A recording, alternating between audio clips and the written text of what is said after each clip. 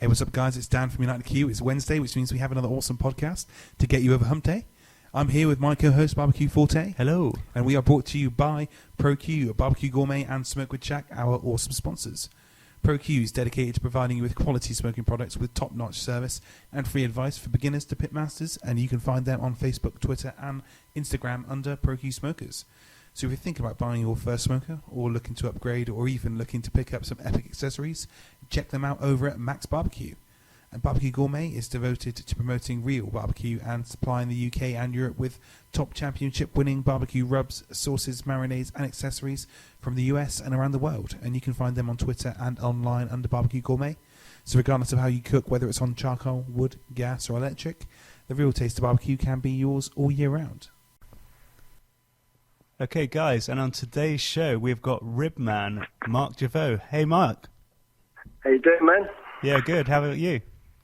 Yeah, good. Yeah, thanks for inviting me on. Glad to have you on. We've been big fans of your ribs and your sauces for quite some time now, so we're quite excited about chatting to you. Fantastic. Good to hear. So can you tell us a bit about yourself then, please, Mark? Yeah, I mean, I was a butcher. I started quite young. Started boy when I was 12. I was qualified by the time I was 15. I just loved the job. Something I was really good at. You know, just loved all the different cuts of meat, and you know, it kind of blew me away when I was a young kid watching the butchers how they used to break down a carcass. Yeah, it's just something I really wanted to do and be. So I was, yeah. So I was qualified at 15 as a butcher. I did kind of all sides of the butchering game. You know, I was, you know, the local village shop butcher. I was on the other side of it, as in, you know, boning out legs of pork for Mattison's on a huge scale. So yeah, I've seen all sides of the butchering, as far as that goes. You know. Then I lost my leg a few years ago. I went back to work as a butcher. They couldn't insure me. I kept falling over. And that was basically the end of my butchering career. So, you know, devastated. I basically didn't know anything else. You know, Yeah, from the age of 12, I bet that was really all you knew, all you grew up around.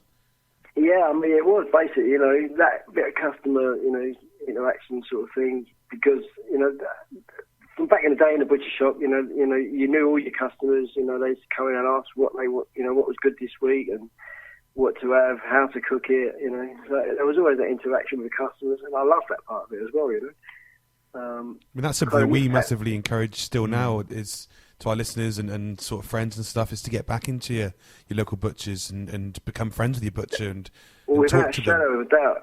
Definitely. I mean, you know, the butchers are kind of fighting back, especially in London. I mean, I don't know the rest of the UK, but, you know, we're getting some great new butchers around now, and, you know, Turner and Jules and Good Garden Daughters, and, you know, there's loads, to be fair, and they're fighting back, which is great to see. It really is. I think people really are getting that now, that, you know, you will never get decent meat in a supermarket. I'm sorry, but you won't. You just can't. It's just, the quality's not there, the taste is not there, there's nothing there. There's nothing good, nothing ever good about meat in a supermarket, I've got to tell you that. That's my personal opinion anyway. Yeah, we'll definitely agree with you there. We kind of try to tell everyone possible to just try and avoid that and get down your local butcher and support them. Exactly. I mean, I get it all the time. People say, yeah, they got their ribs and they bought from Costco, and nothing. Well, fair play, you know, if you're having to mess around with it and that, you know, that's cool. You're not losing a lot, you know, but there's so much better quality out there, you know, and to support your local butcher is a thing to do as well. You know, it was our fault. At the end of the day, it was all of our fault that the local butchers started closing down, because we stopped using them. You know, we started going to supermarkets because we was, you know, led to believe that was a good thing. It wasn't. It was a terrible thing. Yeah. We need to start supporting our local butchers. I guess, isn't it? Yeah, all day, but people are now starting to care, though. People are starting to care about what goes into their food and what they're eating, and I think that drives us back again to stop being lazy and to actually go out and to source good food. And to be honest, you haven't got to do it far. All you got to do is go to, like I said, your local butchers, and actually you probably find one closer than the local supermarket. So at the end of the day, I mean, it just means doing one or two trips to a few different places rather than under one roof. But the quality of food and what you're feeding your son or your daughter or your family or whatever is just 100 times better. I agree 100%. And not only that, I mean, when people turn around and say they haven't got time, that's nonsense. You know, they've got time to sit down at a computer or a smartphone and order Tesco's online. You can do the same with butchers now, you know. You don't have to go to your butcher's shop. It's nice and, you know, it's great to get there and get on with your butcher. If you don't have time, you know, they do online delivery services. There's no excuse there anymore, you know. Most good butchers now are doing that because they realise that people don't have the time. They don't. You know, most couples or most married couples or most couples, they work two jobs, you know. They both work. They got kids and they put them in childcare or whatever, and that's a London life, unfortunately.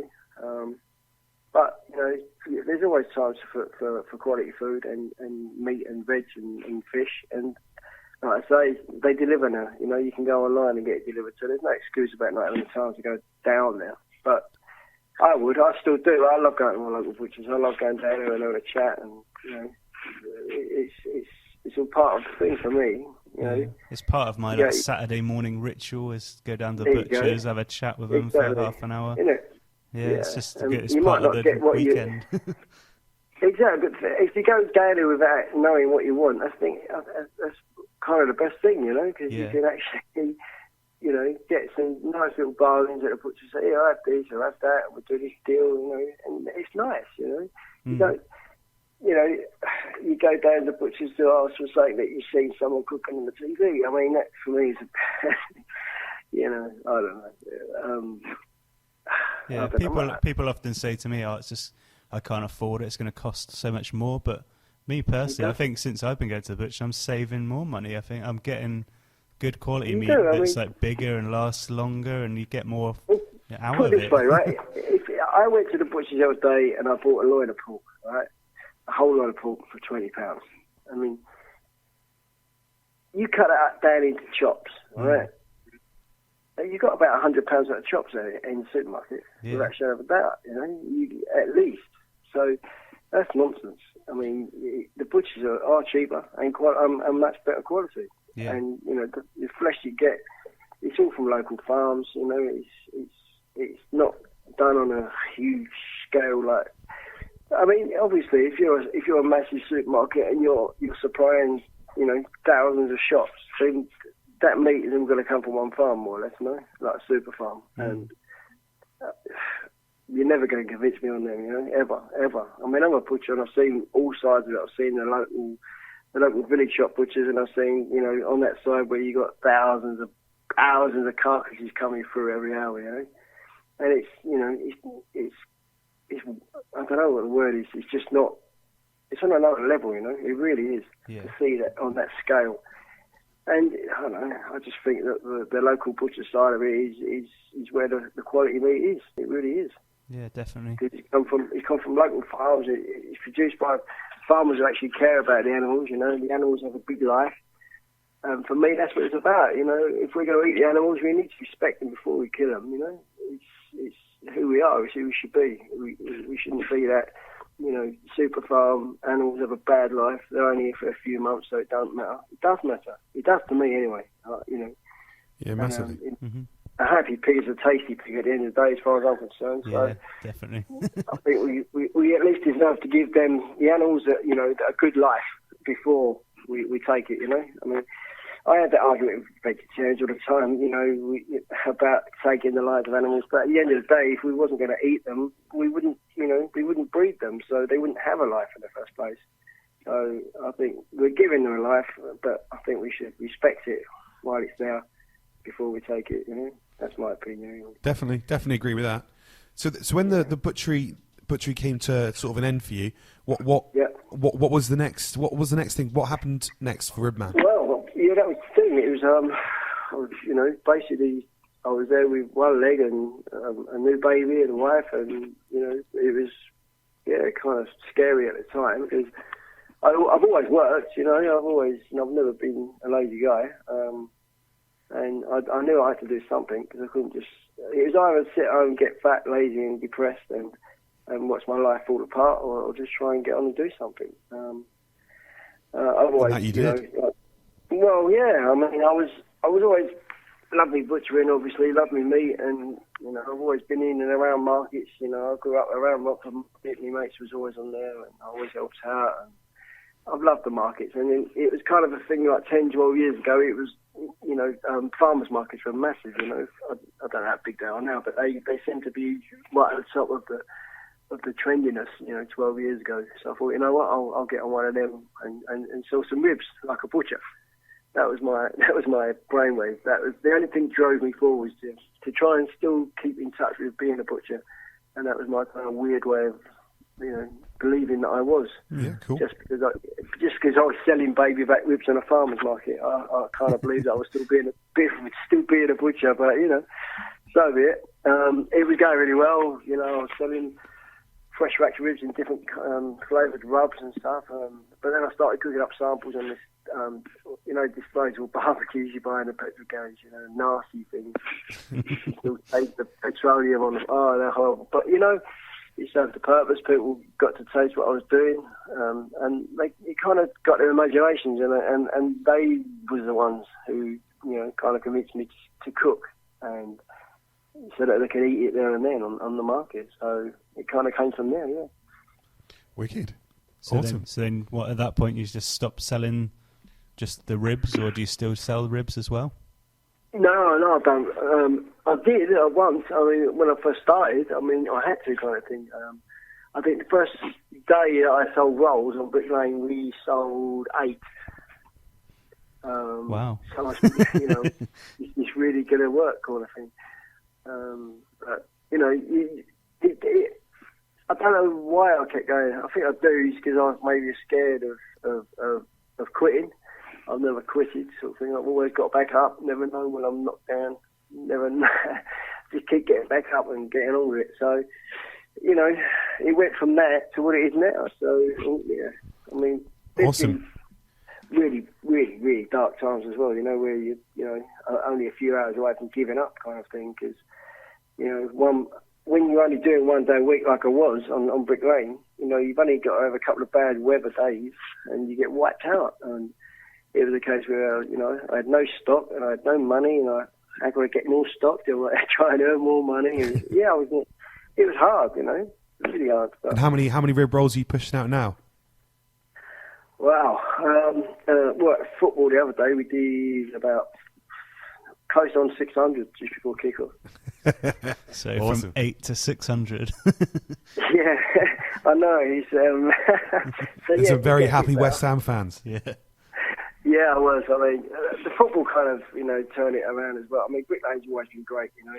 It might be a bit weather dependent down there, but getting into West Ham was amazing, you know. I mean, I'm a diehard West Ham fan, you know that, but to actually serve all the West Ham fans over there and, you know, be part of that day and then go in and watch the game after, it's been amazing. I've loved every single second of it. So, you know, the Tuesday game against Man U last week was amazing. I've never seen it like it. I really haven't. But it's a pretty special moment for everyone. It was. I mean, that was right outside my store, all them people. That was crazy, you know. That was absolutely mental. And that's it. So West Ham are moving, and I've got wind that you are as well.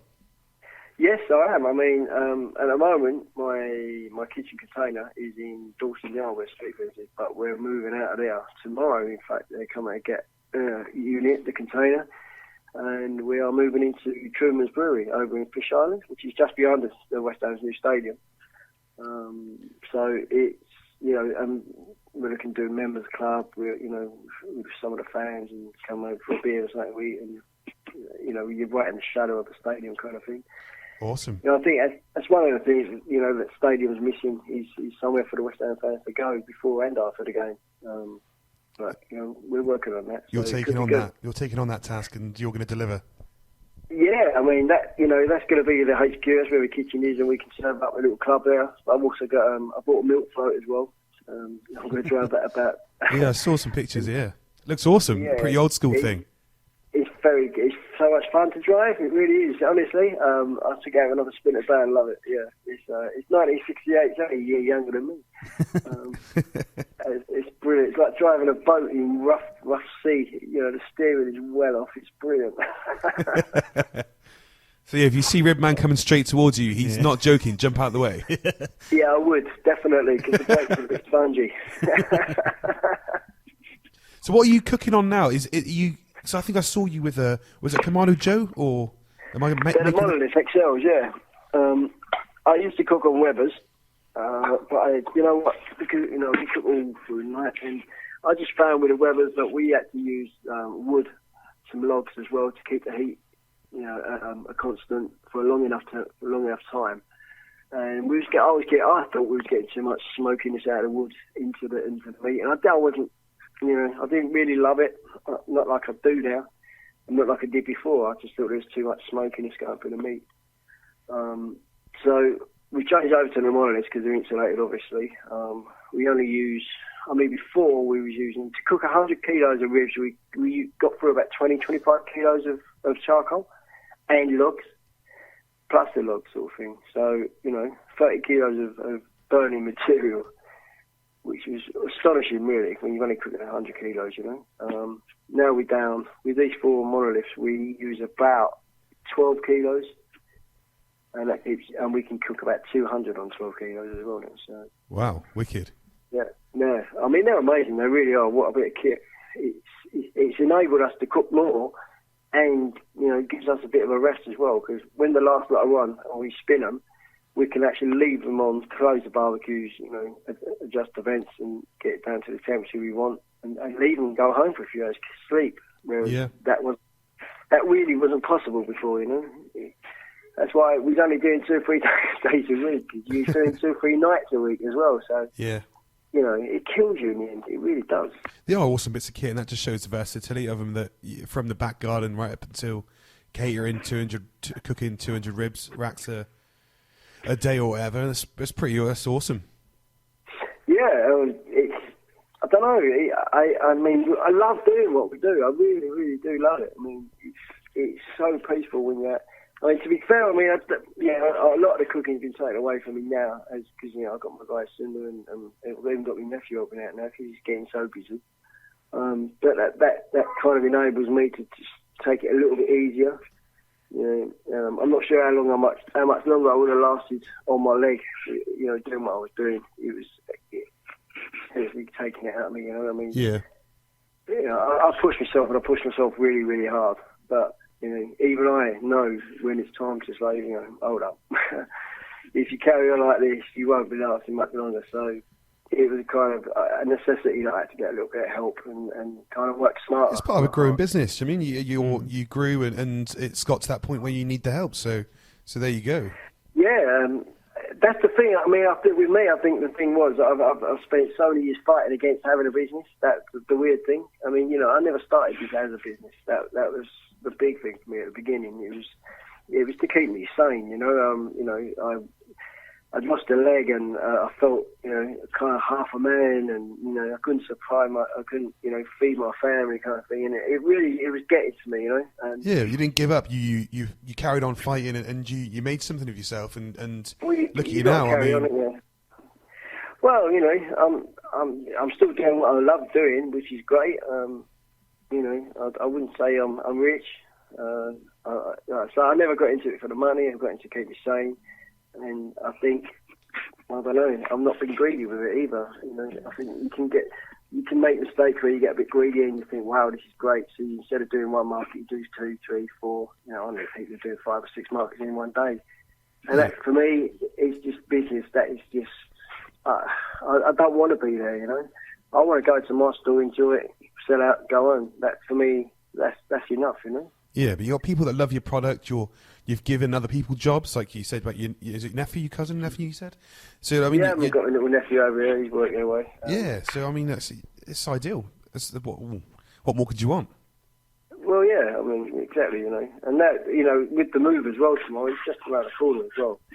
So I've got myself a little electric scooter, off-road scooter. It's crazy, 45 kilometres an hour it does, and I got it for the new stadium for when we moved in, because I've upgraded my season ticket to a wheelchair base, and now I'm just gonna go in on the electric scooter, see what they say. Wicked. Yeah. So when it comes to like this, we talk a bit about the actual ribs now, I guess, being rib man. Yeah. So you mentioned baby back earlier. All your ribs that you're serving up, are they all baby back? Yeah, I just all baby back. Yeah. I started with baby backs. That was like before I used to even take the meat off the bone. I've always loved the baby back rib. I do love a belly rib. Don't get me wrong, but I don't know. I just love the baby back. For me, it was a cleaner rib to eat in the market anyway. You got no knuckle, you got no fat and grease as much anyway. So it's kind of a cleaner rib to eat for me on the street. I think that's why I went with them really. Easier to cook, much easier to cook as opposed to a belly rib. For cooking times anyway. Especially if you're going to cook. You know what I mean? I've done belly ribs before, and tried to do it the same as what we do it on the baby backs, and it's so much different. It's unbelievable. It really is. It's crazy. It's different. And you cook to pull, don't you? So you cook to pull, and then you pull the meat off the bones and serve it. Yeah, I mean that's the idea. We kind of show the ribs to the barbecue, to the charcoal, because I want that flavour going through that meat. I love the flavour of the charcoal, not so much the smoke. So we kind of get a nice bit of colour on the ribs. We cook about 8 racks at a time on one barbecue. And when I say cook, we're not cooking. We're just getting the bone really hot. I like to get the heat right away through the bone, get colour on the meat, and then we wrap the whole racks up in packs of 8, 10, depending on how big the racks are. So we wrap them up with foil, and then we put them back on the barbecue later and spin them. So they all cook in their own juice. So, all the juice comes out of every single rib, which, I find is really important for the flavour. That's why everyone loves a bit of American barbecue, don't get me wrong, but I think they've always missed that trick. You've got 10 ribs now, and you've got lovely flavours inside them bones, And when you kind of dry smoke, you're missing all that. They spend so much time, but in my opinion, putting flavours and rubs into the meat and putting a bark on it and this, that and the other, and it's like, well, fair enough, but you still got all them ribs with all that goodness inside, Yeah. And I think, if you let that all cook out into the meat, that's where your flavour is, I think they overcomplicate or overcompensate with all the herbs and spices they try and infuse into it, and the smoke that they try and put through it. I don't know. That's my opinion. I mean, I know there's loads of people that it was going to be, purest American barbecue, and they're like, well, but that's just my opinion. Everyone's got their own taste. I mean? Yeah. I mean, and obviously, a lot of people share your taste because they come every week to buy the rib rolls. Exactly. Yeah. I mean, I've never been, and I've never ever said that mine's American style. It isn't. It's far from it. And I've got a lot of American customers, to be fair. From all over America, and even the Texas ones who, take their cue very, very, religiously, if you like. It's, I've turned a few of them, so awesome. You can't be that. So do you not put any sort of rub or sauce onto them? I put a dry rub, but when I say put a dry rub, I mean bare minimum. Literally, they get shaken in the bucket for a few seconds, so they go on dry as well, because when you're cooking that sort of kilo, it's if you minimum we cook 100 kilo. I mean, for the other night for the football we cooked 300, and when you're cooking that amount of ribs, you don't want a wet rub, you don't want a wet marinade on it going onto your griddle, because you're just gonna, every single time you change the ribs, you're gonna have to clean your griddle down, and then you're affecting all your heat and your timing and. I've just found that the dry rub for me works the best because we cook so many ribs. If you're only going to cook one lot of ribs, then it don't matter. Yeah. So what are the basics that would go into your dry rub? No, well, I do my own rub actually. So that's for sale as well. Like we do a normal rub that's not very spicy. We do the Holy F rub. I try to basically recreate one of the sauces. Never going to be as hot and punchy as the original sauce because you'd have to put a serious amount of extract in it, but to get up with the fresh chilies, But it's an amazing rub. It really is. You can put it on anything as well, and we do. I mean, spring it on your chips. I sat there the other night and just dipping cooked brisket into it. using it as a dip. Nice. Yeah. So it's just it's got all your usual suspects in there, So you've got the Holy F rub and you've got a rib rub as well. Yeah, that's correct. Yeah. So is the rib rub the one that you're cooking your ribs in? Yeah, the rib rub's the one we cook the ribs in. Yeah. Yeah. So so you can buy that, so you can try and recreate what we do. Mm. But the other one has got you've got jalapeno in it as well to give it a nice extra kick. We only cook with it. We cook with a rub that's not spicy, so that people don't like spicy meat, the meat obviously. So, and if they want it spicy, we've got all the sauces there for them. So, we both tried this sauce for like the first time we went. When was it last time we were in London? We saw them, didn't we? It wasn't in like a rib place. It was just like a. I shouldn't have brought it. No, it's in like on a shop in a corner, and we had. Yeah. What did we like? We had it was like a meatball burrito-y type. I can't remember. Yeah, whatever it was. Oh, not from the Polo. Yeah, is it that? Soho. That would be where it is. Cheers, man. He's a friend of mine, man. Yeah. And the sauce was on the counter there, so we were like, oh, we haven't tried it yet. We're definitely having that, so we poured it all over it, and it's pretty hot. It's awesome, yeah. It is pretty hot. Yeah. You a big. People fan? think it's the hottest one because of the name. Yeah. It's basically that was the first one that we ever made.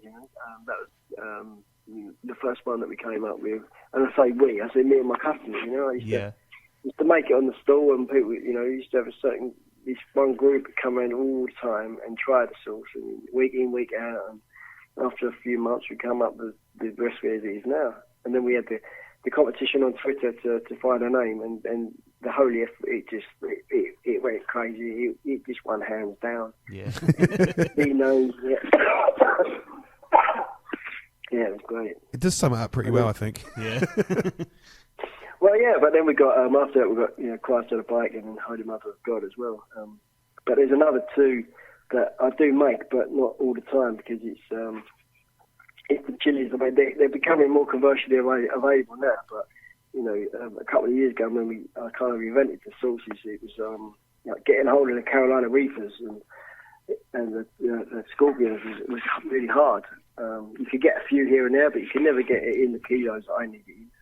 No. But it is coming around now. So, last season I started making them again. We got Judas is Scary Hot and For the Love of God, which is kind of trippy when you eat it, you hallucinate. It's so hot, it's unbelievable.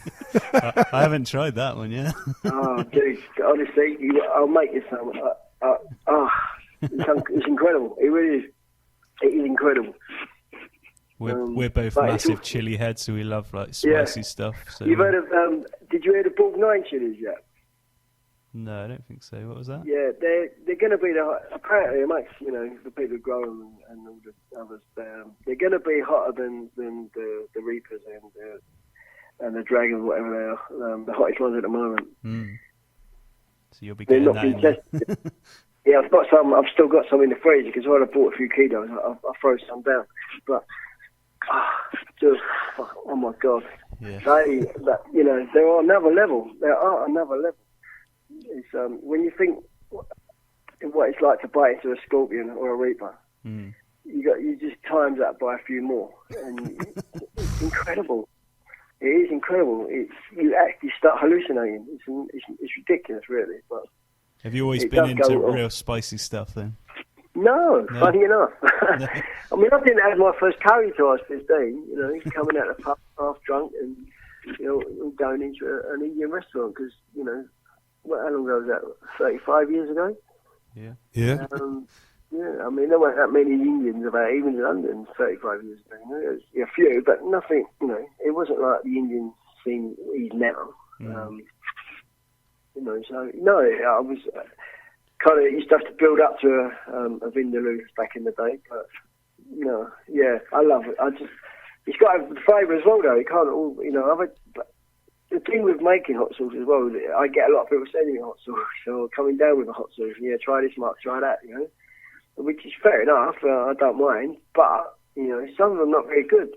And some are just too hot, and you don't actually get any flavour from it at all. Yeah, it's like you might as well just add extract to a tomato. You know? Yeah, it does. It's something that really a topic that really grits on me is like these mega hot sauce. Try this hot sauce and.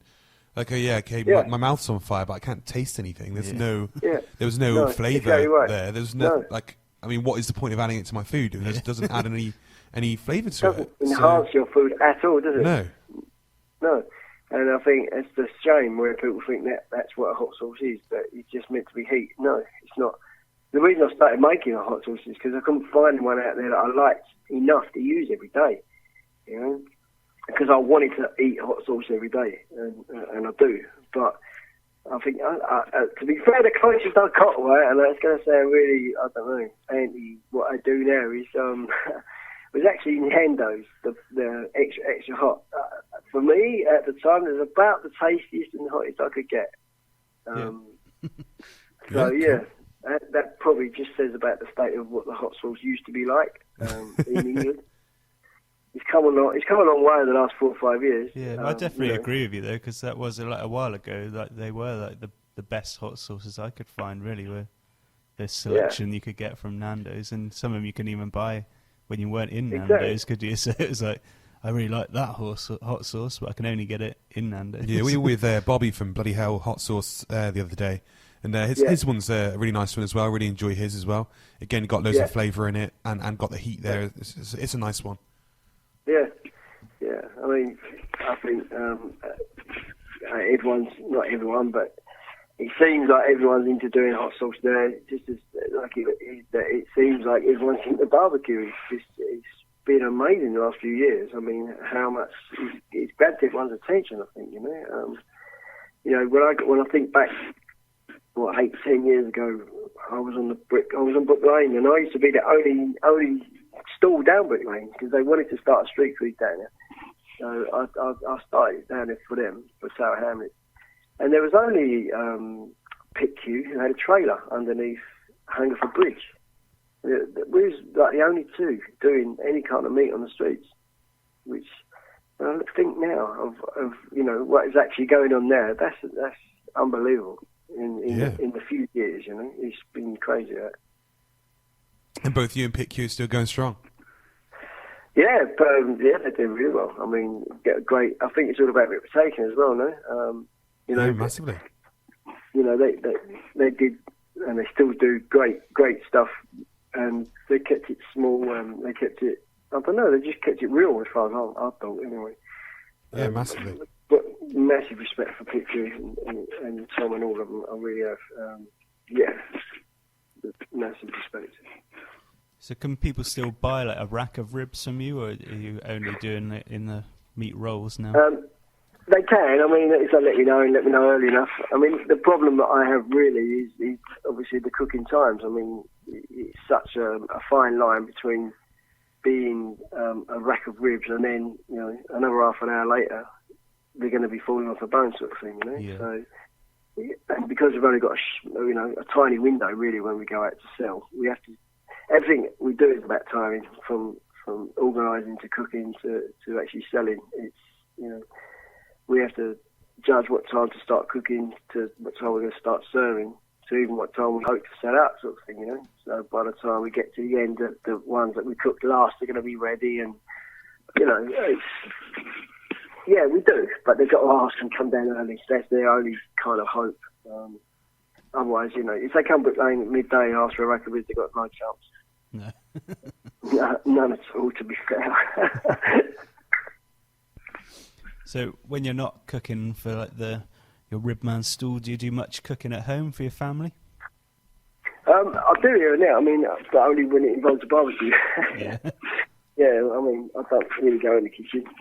My wife's out there, she cooks the family meals, and she's Spanish, so we get a nice selection of the food. But when I've got a little mini monolith on the balcony, so yeah, I'm always out there. It's great.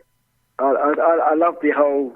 I don't know. You know yourself. It's like that feeling you get when you're around a barbecue, charcoal's going, and a bit of fire, and you're poking it. It's just, that's what we live for. Yeah. It is, isn't it? You can't explain it, can you? It's just a way of life. That's what it is. It's just pure love, really. At the end of the day, I think it does everything. Even if you're stressed out, you know, go and do a little bit of cooking on the barbecue, and it'll soon chill you out, and you'll soon enjoy it. You know, it brings you back down to your roots. I think. I don't know what it is. I just know I love doing it, and don't ever really want to give it up. So and we hope you don't. Yeah, well, I hope so. As long as I can continue to do it, I will. You know, I'll always do playing, and you know, now hopefully with the stadium, with the move, that will kind of just keep me really, really busy with that side of it. And then the rest of it is all about the sauce for me. I mean, that's the next big thing for me with the sauce actually is getting developed at the moment in the factory. So we could be seeing that coming out as wholesale going all over then. You know, I've got people waiting to distribute it in America, in Singapore, Canada, Australia. Wow. It's crazy. Yeah, I mean, you know, these people have been asking me for years, and I've always just said, yeah, one day. But it's going to have to happen because, you know, it just is. Yeah, people keep asking, you can't keep turning them down. Really, you kind of miss the boat otherwise, isn't it? You know, you know, it's great being a little bit under the radar, or a little bit whatever. But you know, at the end of the day, if I want it to be a lasting kind of legacy, especially for my kids and that, then I've really got to sort it out now. I can't, you know, go for it. It's okay to do one day a week and enjoy it. I'm still going to enjoy it, but you know, it's got to become more of a business now, I think. Yeah. Which is kind of a shame, because when you talk to your accountant and you talk about VAT and all the rest of it, it's a bit full on, doesn't it? Yeah, then it's on that level I never wanted to be in the first place. But you know, I think I've got to do it at the end of the day. Just go with the flow. Yeah, if you want to keep doing what you're doing, you've got to eventually, haven't you? I mean, it's just the way of the world. It's just exactly. I mean, before, when you're doing, you know, £300 every Sunday, that's great. You know, it goes up to £1,000, fine. But you know, when you're getting past that, you're doing it once or twice a week, and it's like, you know, the VAT man's there, so you got to do it. As much as I don't really want to, I think, because I know that once I've registered for VAT this year, that's it. I've got to start doing a bit more. I think, you know, just to pay for it. That's the scary thing. Yeah. Because, you know, I don't really want to pass on that to my customers. You know what I mean? If I'm selling a roll for £6 now, that'd be like, what, £7.40. Yeah. That for me, you know, and none of that's mine. That's all down to the VAT man. So, you know. So what makes you stick to ribs? Because obviously you're cooking to Paul, and I actually cook my ribs. I cook my ribs at home to Paul. That's how I like them. But on the commercial scale of things, how come you've stuck to ribs instead of going for like a pork butt or something like that? Would it not be easier for you to do a couple of butts? It'd be a lot easier. You know, without that, I mean, there's always an easier way out of especially how we do it. I mean, you've seen what we're doing. It's very labour intensive.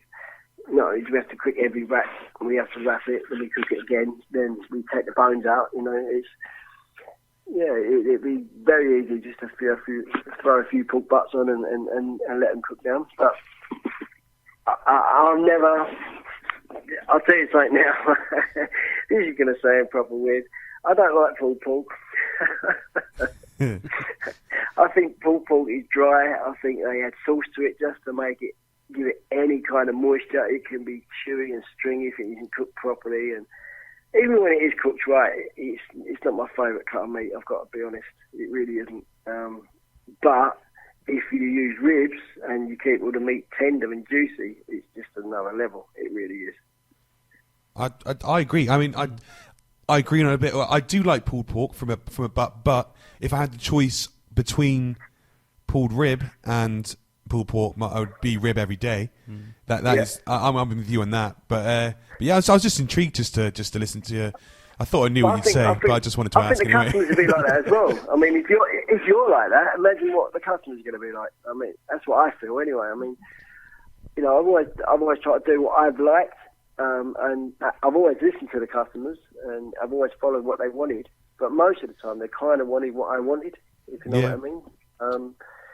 And I suppose now, when you go to food markets as well, there's always like 5 or 6 pulled pork stalls. So being a pulled rib man, you're a little bit different, you know.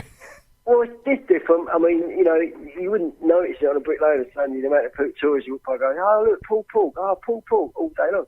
I just, whatever. But, you know, taste it and tell me it's pulled pork. Yeah. And then they kind of change their wow, you know, so...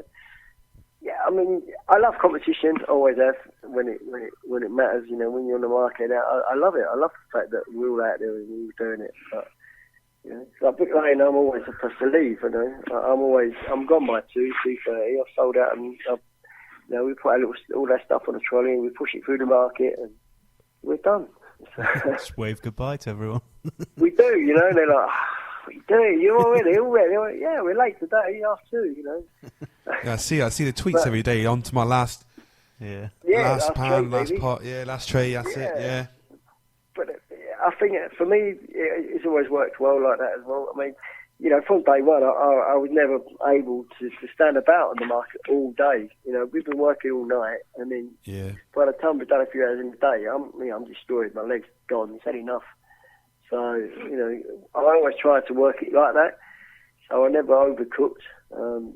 You know, sometimes you make mistakes because, you know, obviously you get caught out by the weather and stuff, you know. I mean, I've lost hundreds of kilos more than once, you know, which is it's hard to take, especially if you're only working once or twice a week to pull that back. If you have a really bad market and you lose 100 kilos of ribs, then that's you know, that's a few weeks worth of getting your money back kind of thing. It can be really hard, but I don't think there's anything as... How do you find that weather affects your cooking then? The actual cooking, I mean, it can hugely affect you. I mean, it's been a lot better since we've had the monoliths because obviously, you know, you just close the lids, they're insulated and you can adjust the vents and it's not too bad. You know, we're partially covered where we cook. When it rains, we get wet, but that's life on the street, really, I suppose. Yeah. Just more the sales effect side of things. It's part of it, you know. You're out there, you're cooking in the elements, and you know you have to think on your feet a lot of the time, you know, because you know the temperatures might be up or down, and especially when it's raining, they'll be down, and it's like, you know, you have to really, you know, keep on your toes and think on your feet. Otherwise, it doesn't come out nice. You know, it's easy to mess up. You know, you've only got to take your eye off the ball for a second, and that's it. You've destroyed all your work. Yeah, definitely. I find, like, even with myself, like, I've got a Kamado Joe, so it's very similar to the monolith, but, like, if I'm cooking in the rain and I sometimes put, like, an umbrella over the top of it, I just find I think it must, like, restrict the airflow or something, because it just never cooks as well in that situation. I think it's definitely about the humidity in the air as well, you know. It's everything, it matters. When you put them all together as well, you know, it can have a huge effect on it. You know, we've struggled to get up to temperature some nights, especially when it's been hot, windy and cold and wet. And, you know, like I say, it can be very challenging out there, you know. But at the same time, once you get over that challenge and you get it done, it's nothing more rewarding at the end of the day. You know, you stand on the market next day and you see people's faces as they're biting into a rib meat roll. It makes it all worth it. It's, you know. We all survive on a little bit of, you know, patting on the back, don't we? Yeah, definitely. But to get it every day when you go to work is an amazing feeling, you know? So, yeah. For your actual rolls that you use, what roll's the perfect roll for a rib roll? Me personally, I just think a white floury bat, because it soaks up in the juice lovely and it just goes well. I mean, if you get a little bit of crisp on top of the roll as well, even better, a bit more texture and stuff. But just a white floury bat. For me, it just, they complement each other so well, really, really well. Wicked. But you said about you're not really trying to smoke your like ribs, really, are you? Because you're wrapping them anyway. So do you not cook with wood at all, or you just use lump wood or briquettes, or what are you going for? We use hard pressed charcoal, hardwood. We used to use a Cuban one, but it was too good quality. I know it sounds weird, but the quality of it was so good. I mean, really, really, really good. It was when I changed over to that, I lost 400 kilos of ribs in one hit. Probably the worst I've ever done. It was horrible. What happened? this charcoal, it was so good that it held the heat so much and so high for so long. I wasn't really expecting it, and I overcooked the ribs by about an hour, I would think, heat-wise, and they just all the whole lot just turned to cheese kind of thing. When you try, it just mushed them all up. They were horrible. So they got thrown away, gutted. I bet. I was almost crying when I was. It's not the fact of the money, well, it is, but it's the waste. I hate waste. I hate wasting good meat. I really do. And if it was my fault, which it was, it makes it even worse. So I was devastated about that. But you never learn, and I've never done it again. So, we mix the charcoal a little bit now. We use even like some of the really good Cuban stuff. We mix in a bit of cheap, nasty stuff as well. Because unless we're cooking, all night and cooking more than 100 or 200 kilos, it's kind of a waste as well. Although saying that, I mean, it used to be a waste because you used to leave the barbecues to burn out once you finish cooking. Yeah. But we don't have to now because you just shut the vents and it cuts the oxygen off and it goes out. So, if you've got enough charcoal in there, you can come back to it the next day. You've still got charcoal to start cooking with. Exactly. Yeah, I always find that in my Kamado, I always just shut down immediately after I've finished, and quite often I can salvage so much charcoal to reuse the next time. Brilliant, isn't it? I mean, that's what I love that about the Morris is the fact that you don't waste anything. Do you just have one big one, and or have you got a few of them? I've got 4. 4, wow. 4, yeah, all in a row. Yeah, I mean that just works out 100 kilos each. But each cook, we can do 100 kilos exactly on 4 XL monoliths. And then if we do more, we just do more rotations. We just do more rotations, and 3 or 4 rotations instead of 1 or 2. You have like extra shelves inside to like raise it up, so you've got like 2 layers. No, that's what I think we have to. If we do more than 100 kilos, if we're 100 kilos, you can rough them up into the packs, spin them, and leave them on. Yeah. But if we do more than 100 kilos, then you have to get them 100 off. So what we do is spin them for a bit longer to get the heat right through them, and then put them in a hot box so that they spend about the next 6 to 8 hours in a hot box, basically cooking in their residual heat. Yeah, and then we get on with the rest of it. And then once we've done the next 100, put that lot in a hot box and then carry on with the next 100. So it's just... it's a major operation, isn't it? It is. I mean, yeah, it is. It's great to see. I mean, we've had Adam Richmond come down and spend a night with us one night. It's been amazing. It is. I love doing it. I can't stress that enough. I love being a rib man. Yeah. And maybe we'll get invited down to spend the night. You're welcome any time, man. I'll tell you what, wait till I move into a brewery, right? And you come there and spend the night. Yeah, we like breweries as well. That's good. Exactly. Spend the night cooking and having a few beers. Yeah, wicked. That sounds wicked. Yeah, man. Any time, definitely. Awesome. So do you pull? So after you've cooked them all, do you pull it at headquarters, tray it up, then take them out, or do you? We do, yeah. Half and half, mostly. It's all about timing again, It depends what time we're going to be serving up, depends where we are and everything else. But mostly we try and, take the bones out, put them in the trays, put them back in a hot box and take them and ready to go, yeah. Just to make it easier when we turn up to set up to serve. Because we're pretty quick. We get through over 100 kilos an hour, easy, when it's busy. So, 300 kilos sounds a lot, but after 3 hours work, it's all gone. It's wow. Yeah, you wouldn't have time to pull it on the stores, so you have to do it before you go, definitely. Yeah, basically, yeah. And is it you just purely go for, you've got your ribs in your roll and some sauce? You don't go for any sides? You put any slaw in there or anything like that? No. Meat and bread and sauce. Just that's all I need anyway. Yeah, I've always just tried to do one thing kind of thing and do it as best as we can. And I just think you start messing about with all it. And I don't really think the rolls need a bit of salad and stuff, Just meat and bread and sauce. Yeah, that's all you need. Yeah, salad, go somewhere else. Yeah. If you want to salad, go to a vegetarian store or something. I know. So where can people find you? So obviously Brick Lane. On Brick Lane every Sunday. We start serving about 8 o'clock in the morning. We get people driving past, like drive-throughs before they close the market off.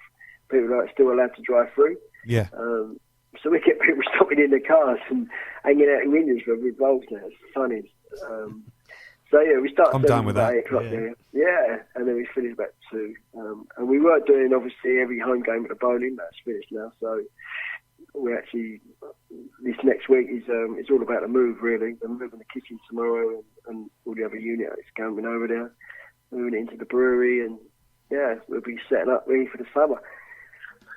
Nice. And people can go onto your website. It's the ribman.co.uk. Yeah, the ribman.co.uk. You can go in, you can buy sauces on there, and normally find out what I'm doing on there. Although, to be fair, the best way to find out where I am, what I'm doing, is on Twitter. Yeah, always catch you on Twitter. Yeah, I'm always on there. I mean, it's the only thing that I do. I don't do Facebook. Like, although I've got accounts other places, I don't really do them like Facebook and all that. I just don't have time, you know. It's bad enough the amount of time I have to spend on Twitter and stuff, but, you know, that do me. Yeah. So that's I've never seen the kids the RIB Man. At the RIB Man, yeah. Cool. Yeah, I'm just looking on your website now, all the sauces. Definitely going to have to get some of these ordered up now.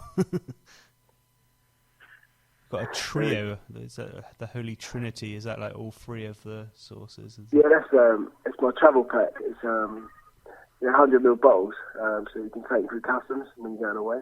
Nice. Yeah. For those of you that always have to travel with a hot sauce, there you go, guys. You know, the funny thing is the customs downstairs at the Gatwick actually know the sauces now. Really? There's so many people going through them. Yeah. Because my best sellers on Brick Lane because there's so many tourists down there. Oh yeah, I hadn't thought of that. Yeah. Yeah, the travel pack just went down a storm. So yeah, it's been amazing, really. Mm.